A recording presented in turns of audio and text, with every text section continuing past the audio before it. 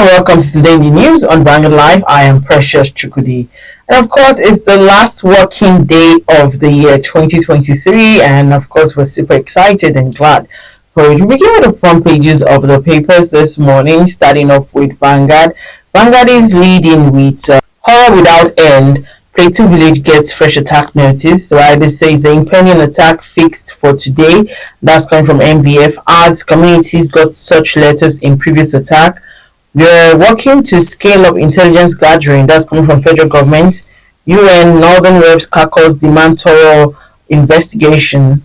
Probe killings. Rep minority leader tells National Assembly TINUBU must end Plateau killings. PFN president. That's what he's saying. Prophet Elbuba Bokos group call for speedy action. Olaripo Hashim seeks rapid security reforms, and of course we can see a photo story showing the APC NWC visit to President TINUBU. On page 7, Ondo, fear grips political appointees as Aiyedatiwa takes charge. We will maintain 3,500 naira cement price from January, and that's coming from Boa. Stories above, consumer credit rises at 32% to 3.05 trillion naira in 9 months. And on page 9, figure of out-of-school children worrisome, and that's coming from TINUBU. Dangote refinery gets a total crude supply of 1 million barrels. You can read that on page 19. Court extends the interim order against the INEC PDP over 26 defected Rivers lawmakers. You can see that on page 12. And that's how we can take on Vanguard. We'll take a look at the Guardian newspaper. The Guardian is leading with we have a fresh worries as 20 electricity plants face hurdles. Plateau killings, US, France seek arrest of perpetrators as death toll hits 200. More resignations loom as Aiyedatiwa takes charge in Ondo. Court extends interim order against INEC PDP over defected Rivers lawmakers, and we'll take a look at the Nation newspaper. The Nation is leading with Ondo State will immortalize Akeredolu, says Aiyedatiwa. The writer says the governor pays a condolence visit to Widow Betty amidst TINUBU. Jostling for deputy governor begins. Commissioner quits. Makinde declares 3-day mourning. Ondo Assembly passes a 703 billion naira appropriation bill. Stories above, 27 Rivers lawmaker win another battle in court. PDP insists seats vacant. Oyebanji OT, the 3 others sign 2.25 trillion naira budgets. Labour Party fixes Senate form at 3.5 million naira, reps 2 million naira. Afro Babalora is Africa's Food Security Man of the Year, and you can read that on page 26. And that's all we can take on all the front pages of the papers this morning. Join us after the break. We'll be right back.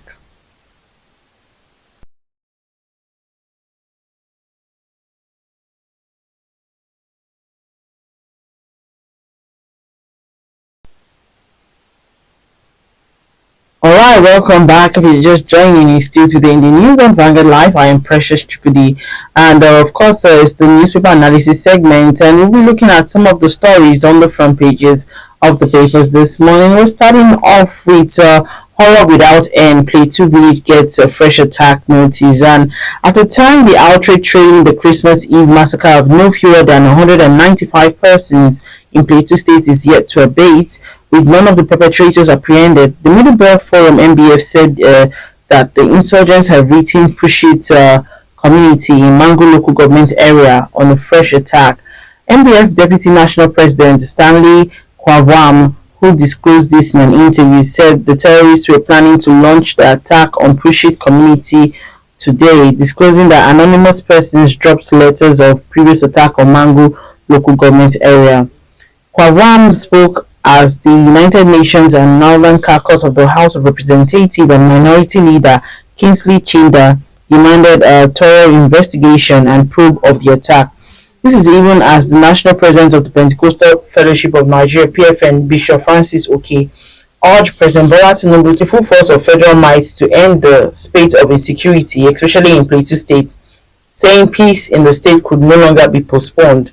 Also, the convener of the Initiative for a Better and Brighter Nigeria, IBBN, Professor Issa Elbuba, called on the president to halt his holidays in Lagos and return to addressing security by sending a comprehensive bill for state policing to the National Assembly, even as Mr. Gbenga Olabipo Hashim sought security reforms. Last week, about 25 Plateau communities suffered coordinated attack by gunmen who killed no fewer than 195, injured more than 3,000, displaced 10,000, and razed 1,290 houses.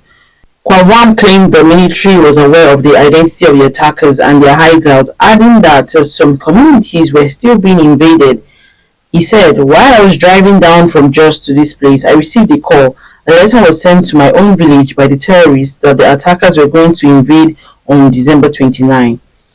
In all the attacks that were orchestrated, there was a letter to that effect that was dropped by an anonymous person intimating the residents of Mangu local government area that there would be attacks.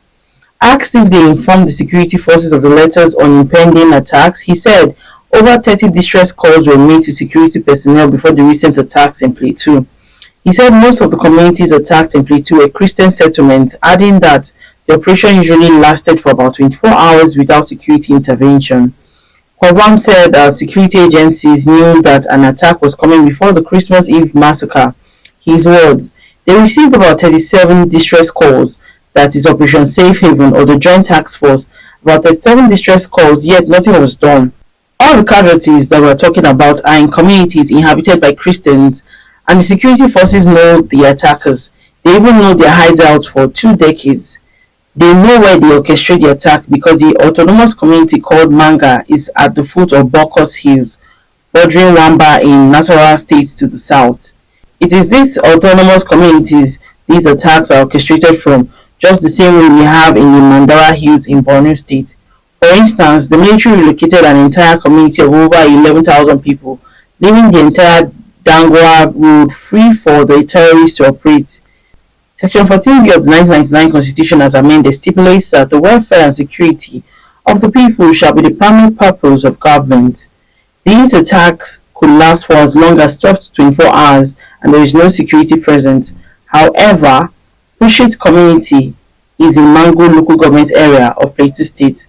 A letter was sent to Pushit that they are going to attack on the 29th.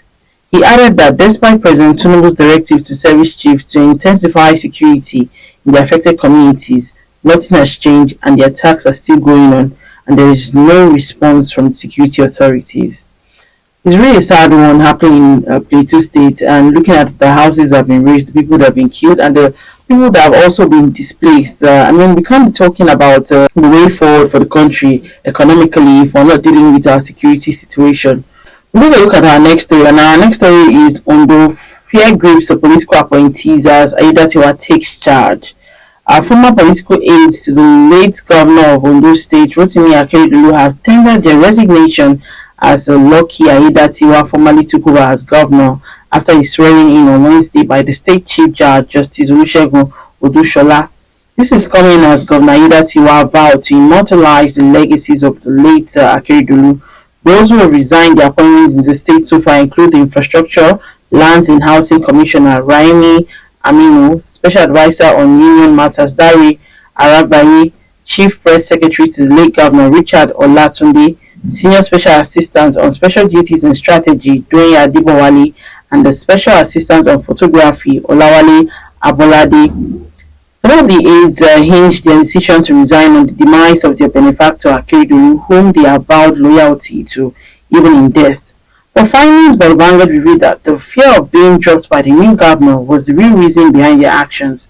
A reliable source told Vanguard that those throwing in the towel were just being clever by half, as they played ignoble roles during the political crisis that engulfed the state while Akeredolu was sick. They are also afraid of what is to come. They knew that the new governor would soon reshuffle the cabinet, hence they threw in the towel.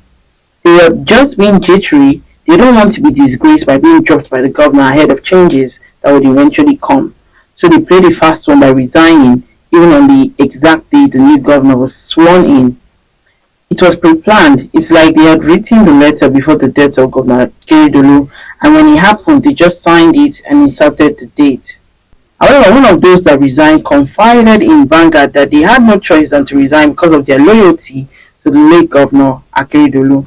According to him, he said, "Nobody should expect us to have a divided loyalty. Our loyalty is to Akeredolu even until death. There is no doubt even if the new governor doesn't victimize us, his supporters will victimize us if we remain in government. I think the best thing to do in such situation is to resign and allow the new governor to empower those he used to discredit the late governor when he was still alive."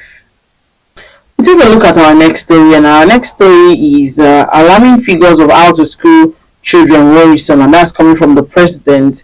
The president has expressed concern over the alarming figures of out-of-school children in the country.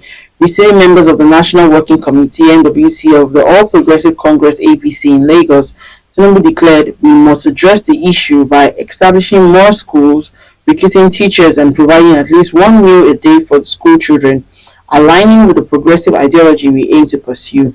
The president, in a statement issued by his spokesman, Ajurin Gilale, said democracy must be progressive and inclusive with primary focus on pragmatically addressing poverty through the provision of job opportunities for youth and quality education for all Nigerian children. TINUBU expressed support for the establishment of the National Institute of Progressive Studies by the party. He noted that the institute is expected to conduct diligent research and educate all party members on the principle of democracy and good governance while providing a distinct identity for the party. He said, "We will deliver it. I am committed to supporting a strong and ideologically determined democracy that is progressive, inclusive, and focused on eliminating poverty while providing quality education for our children. Collaboration with various government arms is crucial, and I commend the leadership of our party for working hard to promote these essential ideals." He called on the leadership of the party to target more youth and women in its e-registration and digital membership validation exercise scheduled to be completed in the first quarter of 2024. He said, "I stand solidly with you in the advancement of your progressive ideological stance of our party, and we will pursue it with vigor." President Tinubu thanked members of the party for the overwhelming show of support to him during the campaigns, the electoral victory, and with the affirmation of his presidency by the Supreme Court. And that's how we can take on all of our stories. Let's take a look at Mr. and Mrs. before we go. And Mrs. is speaking. She says, "My mother wants to know why you didn't send anything to her during Christmas, yet you spent a fortune entertaining your friends." And Mr. replies and says, "How did she know I entertained my friends? Why didn't our informant tell her that your friends were also entertained?" Well, I mean, it's the festive period and everybody is getting entertained, but like they said, make sure that as you're enjoying yourself during this festive period, you're also taking note of what you have in your account balance, because there'll be no excuse as to why you don't have money, because nobody stole your money. So you have to enjoy yourself, and you have to also, count the cost as well. Alright, so that's how we can take today on Today in the News, and it's a wrap for the entire year. We want to say a very big thank you to you for joining us throughout the year. I am Precious Chikudi, and thank you for watching.